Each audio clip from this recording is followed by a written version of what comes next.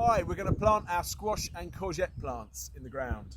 So they'll come in a 9 centimetre pot like this, and we're going to put it in the ground. So first thing we need to do is dig a hole about the size of the pot, maybe slightly bigger.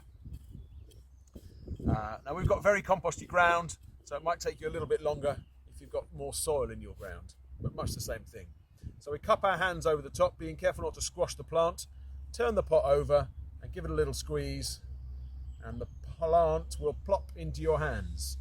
Now you can see the roots are right round here, so I'm just going to very gently just pull a few apart. I'm not destroying the root ball, I'm just easing out some of these ones on the bottom so that when it goes in the ground, the roots will grow outwards rather than continuing round in a circle.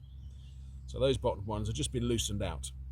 Now I'll turn it back over and pop it in the ground, making sure the plant stays the same height as the soil around it. Now that might mean putting a little bit more soil back in the hole, or it might mean digging the hole a little bit deeper, depending on how you've got on.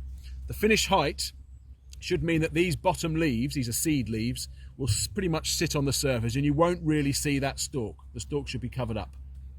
So that's the same for squashes and also for courgettes. They'll be identical. Next thing we need to do is water them in. Now watering is not just about the roots, it's also about settling compost around the roots so there's no air pockets. So plenty of water, give it a good head start. And then importantly, we label our plants to make sure we know which one's which, especially with squash and courgette, they're quite similar. Now for the spacing, a courgette needs about 1 metre all the way around. It'll get about 1 metre wide, whereas the squash, as much space as you can give it. If you can give it 1.50 metres, so 1.5 metres all the way around, that would be ideal. If not, it'll ramble around and it'll find its own weird way amongst other things. And make sure you water it well in a nice sunny spot.